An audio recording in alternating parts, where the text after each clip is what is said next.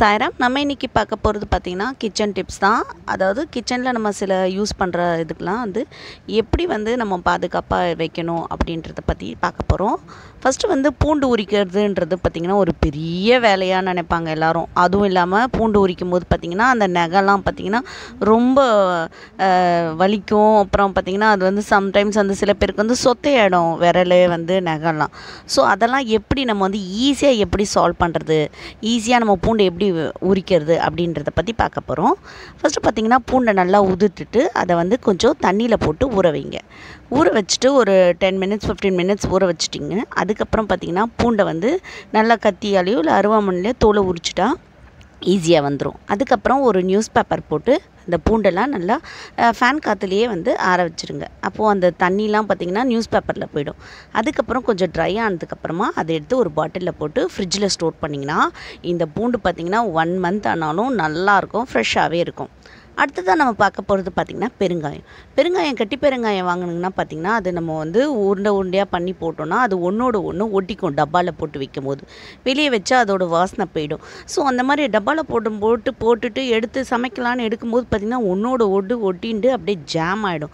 So அந்த மாதிரி ஒட்டாமல் இருக்கிறதுக்கு ஒரு சூப்பர் டிப்ஸ் என்னென்னா, உருண்டை பண்ணிவிட்டு அதில் 1 ஸ்பூன் அரிசி மாவை போட்டு நல்லா பெரட்டிட்டு அப்புறமா ஒரு சின்ன டப்பாவில் போட்டு திருப்பி அந்த அரிசி மாவோடு சேர்த்து அந்த டப்பாவில் போட்டு நல்லா குலுக்கி வச்சிட்டிங்கன்னா இது ஒட்டவே ஒட்டாது. ஈஸியானது. இது பழங்காலத்துலேருந்து நம்ம பாட்டிங்கெலாம் பண்ண டிப்ஸ் தான். பட் இப்போ இருக்க யங்ஸ்டர்ஸ்க்கெலாம் தெரியாமல் கட்டி பெருங்காயத்தை ஒன்றோட ஒன்று ஒட்டிட்டு என்னது இது இப்படி இருக்கே அப்படின்னு யோசிப்பாங்க. அவங்களுக்கான டிப்ஸ் தான் இது. அடுத்ததாக நம்ம பார்க்க போகிறது பார்த்திங்கன்னா லெமன்லாம் பார்த்திங்கன்னா நம்ம ஃப்ரிட்ஜில் வாங்கிட்டு வைப்போம். அதுவாக இப்போ லெமன் ரொம்ப காஸ்ட்லியாக இருக்குது. இந்த கொரோனா டைம்லேயும் சரி எந்த டைம்லையுமே லெமன் எடுத்துக்கிறது ரொம்ப நல்லது. ஆனால் நம்ம பல்க் குவான்டிட்டியாக வாங்கிட்டு வைக்கும்போது பார்த்திங்கன்னா அந்த லெமன் கொஞ்சம் கொஞ்சமாக ஒரு 2-3 daysலேயே ஒரு மாதிரி ஆகிடும். இந்த மாதிரி பண்ணி வச்சிங்கன்னா 15 days என்ன 1 month ஆனாலும் கெடாது. ஒன்றும் இல்லை, லெமனை வாங்கிட்டு அதை நல்லா தொடச்சிட்டு அதை ஒரு குட்டி குட்டி பேப்பராக ஒரு லெமனுக்கு ஒரு நியூஸ் பேப்பராக இது பண்ணி அதை ஒரு ஏர்டைட் கண்டெய்னரில் போட்டு ஃப்ரிட்ஜில் வச்சோன்னா நீங்கள் 1 month கழித்து எடுத்தாலும் அந்த லெமன்னு அப்படியே இளமையாகவே இருக்கும். இந்த பாருங்கள், ஒரு லெமனும் இந்த மாதிரி பண்ணி வச்சுருங்க. லெமன் எப்போ சீப்பாக கிடைக்குதோ இப்போ கண்டிப்பாக போய்ட்டு மார்க்கெட்டில் வாங்கிட்டு வச்சுக்கோங்க. லெமன் டெய்லி எடுத்துட்டா அது ரொம்ப நல்லது. இந்த மாதிரி ஒரு கண்டெய்னர் ஏர்டைட் கிளிக் கண்டெய்னரில் போட்டு ஃப்ரிட்ஜில் வச்சுடுங்க. இந்த கவரில் இருக்கிறது பார்த்திங்கன்னா இது ஒரு 15 daysக்கு முன்னாடி வாங்கின லெமனு இந்த மாதிரி ஃபோல்ட் பண்ணி வச்சேன். அது பாருங்கள் எப்படி இருக்குது. ஸோ பார்த்திங்களா, அப்படியே ஃப்ரெஷ்ஷாக இருக்கா. ஸோ அதே தான். ஸோ இந்த மாதிரி லெமனை நீங்கள் பண்ணி வச்சிங்கன்னா அடிக்கடி நம்ம கடைக்கு போகணுன்னு அவசியம் கிடையாது. சீப்பாக விற்கும்போது வாங்கிட்டு ஸ்டோர் பண்ணிக்கோங்க. அடுத்ததாக பார்க்க போகிறது பச்சை மிளகாவும் பார்த்திங்கன்னா நம்ம வாங்கிட்டு வைப்போம். ஏன்னா பச்சை மிளகா இதெல்லாம் டெய்லி நம்ம ரொட்டீன் லைஃப்பில் நிறைய செலவாகும். நம்ம நிறைய வாங்கிட்டு வச்சோன்னா என்ன தான் நம்ம புது ஃப்ரிட்ஜாக இருந்தாலும் அது பார்த்திங்கன்னா அந்த பச்சை மிளகா ஒரு மாதிரி ஆகிடும், துவண்டு போயிடும். ஆனால் காரம் அதிகமாக கொடுக்குற பச்சை மிளகா ஃப்ரிட்ஜில் வச்சா கூட துவண்டு போயிடும்.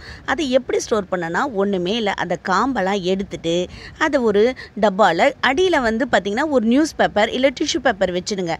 வாட்டர் கண்டென்ட்லாம் பார்த்திங்கன்னா அந்த பேப்பர் நியூஸ் பேப்பர் உறிஞ்சிட்டு அந்த பச்சை மிளகாவை நல்லா ஃப்ரெஷ்ஷாக வைக்கும். ஸோ இந்த மாதிரி ஃபாலோ பண்ணுங்களேன்.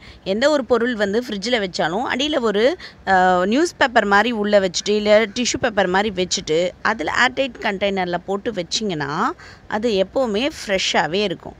ஸோ இந்த மாதிரி யூஸ்ஃபுல்லான டிப்ஸு உங்களுக்கு பயனுள்ளதாக இருக்கும்னு நினைக்கிறேன். இந்த மாதிரி டிப்ஸ் நிறைய கேள்விப்பட்டிருப்பீங்க நிறைய பேர். பட் யங்ஸ்டர்ஸ் பிகினர்ஸ்க்கெலாம் இந்தளவுக்கு தெரியாது. ஸோ அவங்களுக்காக இந்த டிப்ஸை பிடிச்சவங்க எடுத்துக்கோங்க. ஏற்கனவே தெரிஞ்சவங்க 10 பேருக்கு ஷேர் பண்ணுங்கள். ஓகேவா? ஓகே, இந்த டிப்ஸ் எல்லாம் பிடிச்சிருக்கோன்னு நினைக்கிறேன். பிடிச்சிருந்தா லைக் பண்ணுங்கள், ஷேர் பண்ணுங்கள். நம்ம சேனலை புதுசாக பார்க்குறீங்கன்னா சப்ஸ்கிரைப் பண்ணி தொடர்ந்து நம்ம சேனலை பாருங்கள். இந்த மாதிரி நிறைய யூஸ்ஃபுல்லான டிப்ஸு, கிச்சன் ரெசிபீஸ், நிறைய சூப்பரான வெஜ் ரெசிபீஸ்லாம் நம்ம சேனலில் இருக்குது. அண்ட் தென் பார்த்திங்கன்னா நம்ம சேனல் 75% பார்த்திங்கன்னா நம்ம ஆன்மீகம் சம்மந்தமாக தான் நம்ம காட்டிகிட்ருக்கோம். ஸோ பாபாஜி ரொம்ப பிடிக்கிறவங்க இல்லை சாமியை பற்றி இன்ஃபர்மேஷன் நிறைய பற்றி தெரியணும் அப்படின்றவங்க நம்ம சேனலை கண்டிப்பாக ஃபாலோ பண்ணுங்கள். நிறைய யூஸ்ஃபுல்லான டிப்ஸ் உங்களுக்கு கிடைக்கும். ஓகே, இது வரைக்கும் சொன்னது எல்லாம் உங்களுக்கு பிடிச்சிருக்கோன்னு நினைக்கிறேன். Thank you. This is Bhavani from Bhavani psi channel.